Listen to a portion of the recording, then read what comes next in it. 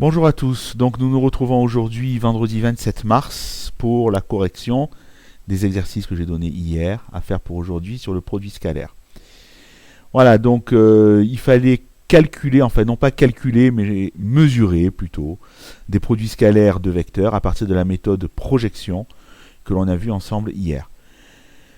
Donc bien entendu, si vous n'y arrivez pas bien, je vous encourage à revoir la vidéo d'hier, la vidéo du cours, donc au cahier de texte du jeudi 26. Voilà, donc ici, il fallait calculer AB scalaire CD. Alors, en fait, on utilise la projection, c'est-à-dire qu'on va projeter le vecteur AB sur la droite CD. Donc on va prendre le projeté orthogonal du point A, c'est le point E, donc je trace la perpendiculaire à la droite CD qui passe par A. Le projeté du point B, c'est F. Et donc le projeté du vecteur AB, c'est le vecteur EF. D'après ce qu'on a vu hier en cours, comme EF et CD sont de même sens, pour calculer U scalaire V, on va faire la longueur EF fois la longueur CD. C'est tout. Donc moi je trouve 4,5 fois 4,5, alors je trouve la même longueur, c'est un hasard. Vous trouvez peut-être pas pareil, donc vous adaptez aux mesures que vous avez avec votre règle, et c'est pas grave si vous ne trouvez pas 20,25, ce qui compte c'est que la méthode soit bonne, bien sûr. On continue. Maintenant je fais CD scalaire AB. Alors toujours pareil, je projette le point A sur la droite CD, donc avec l'équerre, j'arrive au point E, B c'est F, donc ça fait EF scalaire CD. Ici je vois que les vecteurs sont de sens opposé, donc il va falloir ajouter le signe moins. C'est moins la longueur EF fois la longueur CD. Alors chez moi, la longueur EF fait 1,4, CD fait 5,3, ça fait un produit scalaire négatif, moins 7,42. Voilà, n'hésitez pas à mettre sur pause et à prendre le temps de le refaire si vous n'aviez pas su faire. On continue. Le suivant, le troisièmement. Alors, AB scalaire CD. Alors pareil, là, il ne faut pas hésiter à prolonger la droite CD, d'accord? Et après, c'est toujours pareil, sauf que le projeté du point A, c'est lui-même, puisqu'il est déjà sur CD. D'accord? Donc le point A, ça reste A. Et le point B, si je trace la perpendiculaire à la droite CD passant par B, il va tomber sur F. Donc le projeté EF, en fait, c'est AF. Le point E et le point A sont confondus. Donc EF fois CD, ils sont dans le même sens. Donc je prends les mesures, je multiplie, et moi je trouvais environ 17,86. Quatrièmement, alors là c'est le cas le plus simple, on voit que les vecteurs, enfin on voit, là c'est vraiment un exercice particulier où je vous demande de mesurer et de le faire graphiquement. On ne fera pas souvent comme ça, bien.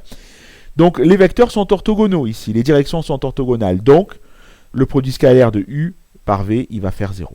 C'est ce qu'on a vu dans le cours hier, quand les directions sont orthogonales, le produit scalaire fait 0.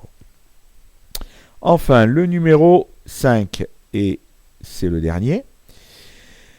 Donc, on a ici le vecteur AB qui est comme ça, et CD qui est vers la gauche. Donc, pareil, je projette le vecteur AB sur la droite CD, donc je prolonge la droite CD. Le projeté de B, ça va être F. Je trace la perpendiculaire à la droite CD, la droite bleue qui va passer par B. Je vois qu'il y a un angle droit ici. B, il vient sur F. Et A, c'est lui-même, puisqu'il est déjà sur la droite CD. Donc, le projeté du vecteur AB, ça va être le vecteur AF. Ici, je vois que le vecteur AF et le vecteur CD sont de sens opposé. Donc le produit scalaire va être négatif. Je vais faire moins la longueur AF fois la longueur CD. Je prends la règle, je mesure. On en trouve environ moins 20,48. Voilà pour ce premier exercice. Voilà, donc nous nous retrouvons pour l'exercice 2 maintenant. Donc l'exercice 2, on vous disait soit OKLM, un carré de 4 cm de côté.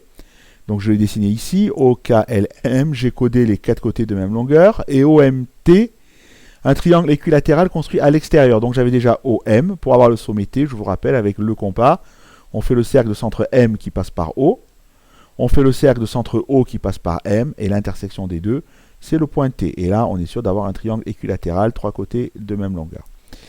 Et il fallait calculer les produits scalaires. Alors cette fois-ci, sans mesurer, mais les mesures peuvent se lire, puisqu'on sait que ça mesure 4 cm. Bien, toutes les longueurs ici, du triangle équilatéral et du carré, font 4 cm. Alors, OK scalaire ML.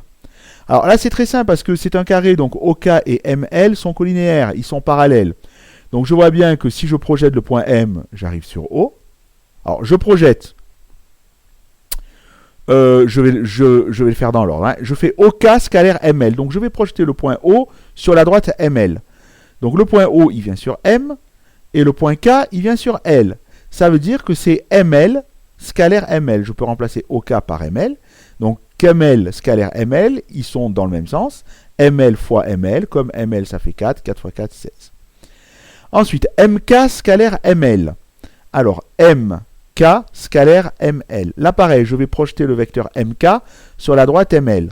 Alors, le point M, il est déjà projeté puisqu'il est sur la droite ML. Donc, ça reste M. Le point K, il va se projeter en L, perpendiculairement à la droite ML. Donc, ça va faire ML fois ML. Pareil, ça va faire 4 fois 4, 16. Ensuite, OT scalaire OM. Alors, OT scalaire OM. Je vais projeter le vecteur OT sur la droite OM. Alors, le projeté de O, c'est lui-même, puisqu'il est déjà sur la droite OM. Et le projeté de T, je trace la perpendiculaire à OM qui passe par T, c'est H, c'est le pied de la hauteur. Donc, finalement, il va falloir faire OH fois OM. OH, je ne le connais pas, mais je sais que c'est un triangle équilatéral. Et dans un triangle équilatéral, la hauteur est aussi médiane. Donc, elle passe par le milieu de MO. Donc, OH, je sais que ça va faire la moitié de 4, c'est-à-dire 2 cm. Donc, OH fois OM, ça fait 2 fois 4, 8. Ensuite, LO scalaire KM. Alors, LO scalaire KM, je sais que je suis dans un carré. Dans un carré, les diagonales sont orthogonales. À partir de là, le produit scalaire fait 0. Voilà. Et enfin, le dernier, OL scalaire LO. Alors là, il n'y a pas de souci de projection, puisque les deux, ils sont déjà collinéaires. D'accord? Donc, par contre, ils sont de sens opposé, OL scalaire LO, donc le résultat va être négatif. Il faut faire moins la longueur OL fois la longueur LO. Alors, le truc, c'est que moins OL fois OL. Il fallait calculer la longueur OL, qu'on ne vous donnait pas, à l'aide du théorème de Pythagore, hein, puisque le triangle OLK est rectangle en K, OL carré égale racine carrée de OE. OL carré égale OK carré plus KL carré. Ça nous donne 4 au carré, 16 et 16, 32. Donc, OL au carré, ça fait 32. D'accord? Là, j'ai OL au carré. Hein? OL fois OL, ça ferait racine de 32 fois racine de 32. Ça fait 32 avec le signe moins, puisqu'ils sont de sens opposé.